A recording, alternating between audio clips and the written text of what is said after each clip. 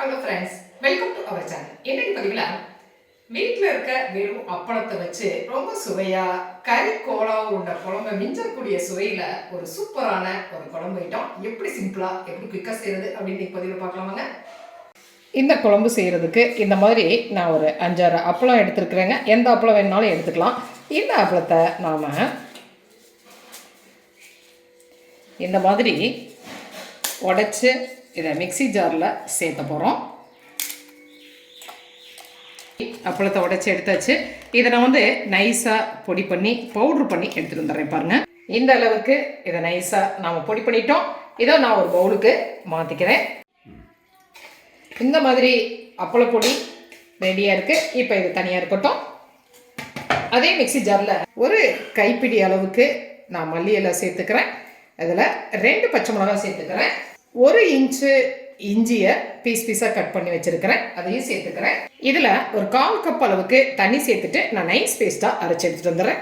இந்த அளவுக்கு நமக்கு ஒரு நைஸ் பேஸ்ட்டு கிடச்சிருக்கு. இது அப்படியே இருக்கட்டும். அடுப்பில் ஒரு பேன் வச்சுருக்கிறேன்.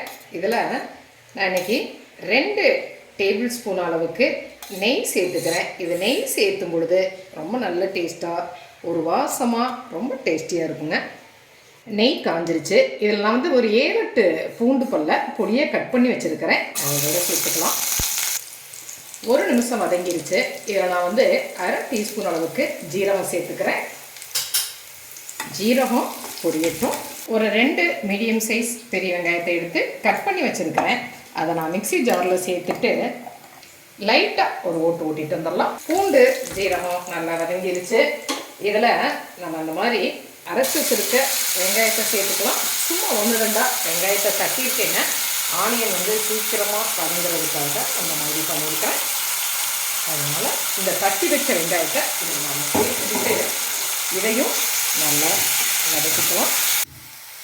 பாருங்கள், ஆனியன் நல்லா வதங்கிடுச்சு. இதில் 1 டீஸ்பூன் அளவுக்கு மிளகாய்த்தூள், 1 டீஸ்பூன் அளவுக்கு மல்லித்தூள், 1/4 டீஸ்பூன் அளவுக்கு மஞ்சள் தூள் சேர்த்துக்கிறேன். சேர்த்துட்டு கலந்துக்கலாம். 1 நிமிஷம் மிளகாத்தூள் வதங்கிடுச்சு. இதில் நாம் அரைச்சி வச்சுருக்கிற அந்த கொரியண்டர் சில்லி, க்ரீன் சில்லி, இஞ்சி பேஸ்ட்டை நம்ம சேர்த்துக்கலாம். சேர்த்துட்டு 1 நிமிஷம் நல்லா வதக்கிக்கலாம். இதில் ஒரு 3/4 கப் அளவுக்கு நான் தயிர் சேர்த்துக்கிறேன். தயிர் சேர்த்துட்டு நல்லா கலந்து விட்டுக்கலாம். இதை மூடி போட்டு அப்படியே ஒரு 2 நிமிஷம் கொதிக்க விடலாம். பாருங்கள், ஒரு 2 நிமிஷம் நல்லா கொதிச்சு அந்த எண்ணெயெல்லாம் பிரிஞ்சு வந்துருச்சு இல்லைங்களா? இந்த ஸ்டேஜில் நான் ஒரு 1/2 கப் அளவுக்கு தண்ணி சேர்த்துக்கிறேன். அந்த மிக்சி ஜார் கழுவுன தண்ணியவே சேர்த்துக்கிறேன். சேர்த்துட்டு இதை கலந்துக்கலாம்.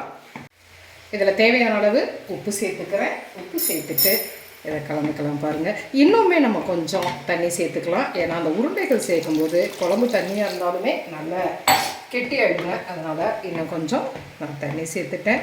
இந்த மாதிரி இருக்கட்டும். இதை அப்படியே சிம்மில் வச்சு அந்த குழம்பு கொதிச்சிட்ருக்கட்டும். நாம் உருண்டைகளை ரெடி பண்ணிடலாம். இப்போ 2 மீடியம் சைஸு பொட்டேட்டோ எடுத்து நான் பாயில் பண்ணி வேக வச்சு வச்சுருக்கிறேன். இப்போ நம்மளுடைய இந்த அப்பள மாவில் இதை வச்சுட்டு நம்ம இந்த பொட்டேட்டோவை சீவி விட்டுடலாம். பாருங்கள்,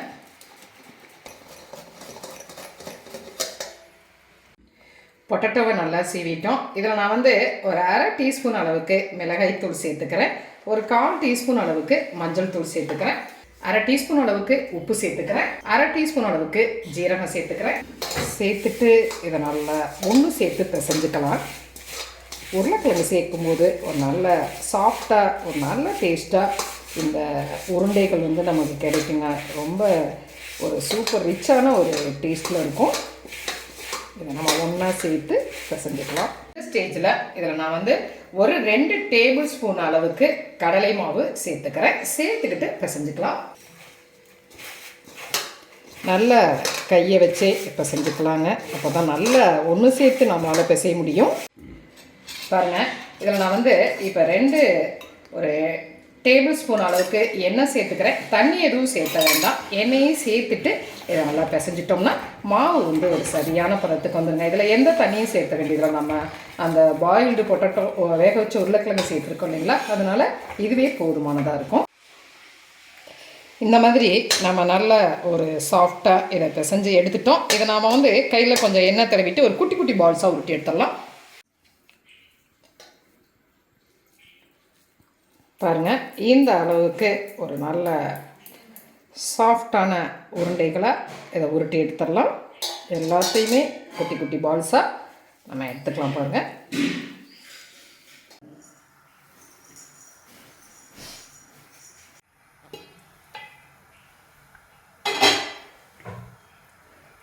குழம்பு வந்து நல்லா கொதிச்சிட்ருக்கு. ஓரளவு நல்ல ஒரு கெட்டியாகவே ஆயிடுச்சுங்க. இந்த ஸ்டேஜில் ஒரு நம்ம உருண்டைகளை பொடிச்சு எடுக்கிற வரைக்கும் வேணால் ஒரு 5 நிமிஷம் அடுப்பை ஆஃப் பண்ணிக்கலாம், அப்புறமே பற்ற வச்சுக்கலாம். பாருங்கள், உருண்டைகள்லாம் உருட்டி ரெடி ஆகிடுச்சு. இப்போ அடுப்பில் ஒரு பேன் வச்சுருக்கிறேன், அதில் எண்ணெய் சேர்த்துருக்கிறேன். எண்ணெய் நல்லா காஞ்சிருச்சு. எண்ணெய் காஞ்சதுக்கப்புறம் நம்ம மீடியம் ஃப்ளேமில் வச்சுக்கலாம்.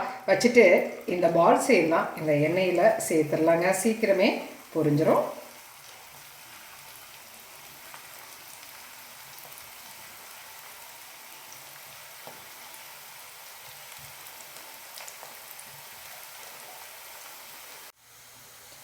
ஒன் சைட் வெந்துருச்சு. இப்போ இந்த பால்ஸ் எல்லாம் நம்ம வந்து அப்படியே திருப்பி கொடுத்துக்கலாம். இது வந்து ரொம்ப குயிக்காகவே வெந்துருங்க. அதனால் அப்படியே ஒரு கலர் விட்டாலே அடுத்த சைடும் நல்லா வெந்து பால்ஸ் அழகாக கிடைச்சிடும்.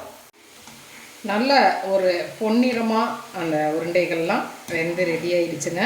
இந்த ஸ்டேஜில் நம்ம இந்த உருண்டைகளை அப்படியே எடுத்துடலாம்.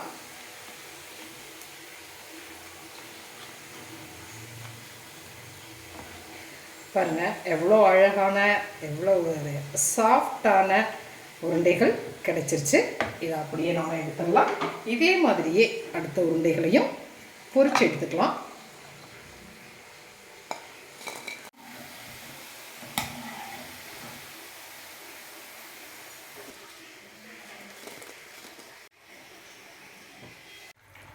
பாருங்கள், இப்போ நான் வந்து குழம்பு அடுப்பை ஆன் பண்ணிட்டேன்.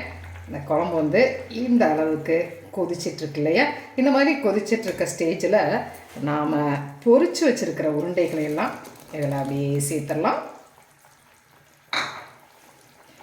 சேர்த்துட்டு கலந்து விட்டுக்கலாம். கொஞ்சமாக நான் கஸ்தூரி மேத்தி எடுத்துருக்கிறேன்.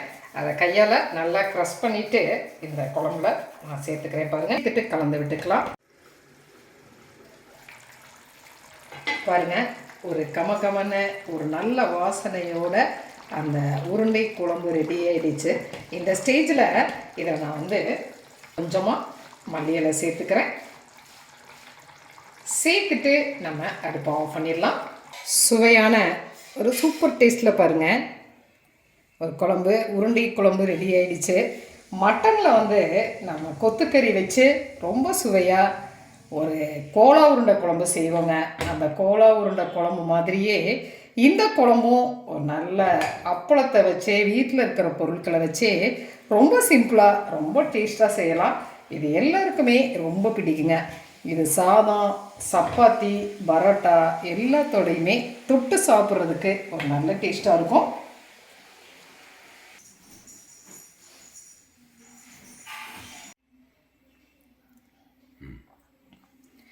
இந்த மாதிரி சப்பாத்திக்கு இந்த கிரேவியை நீங்கள் சேர்த்து சாப்பிட்டீங்கன்னு வச்சுக்கோங்களேன், ஒரு மட்டன் சிக்கன் டேஸ்ட்டு எல்லாமே மிஞ்சி ஒரு அருமையான ஒரு டேஸ்ட்டாக இருக்குங்க. குழந்தைங்கள்லேருந்து எல்லாருமே விரும்பி சாப்பிடுவாங்க. அந்த அளவுக்கு ஒரு சூப்பர் டேஸ்ட்டாக இருக்கும்.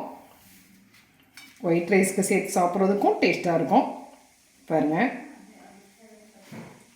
இந்த அளவுக்கு இந்த உருண்டை வந்து எவ்வளோ சாஃப்டாக இருக்குது பார்த்தீங்களா?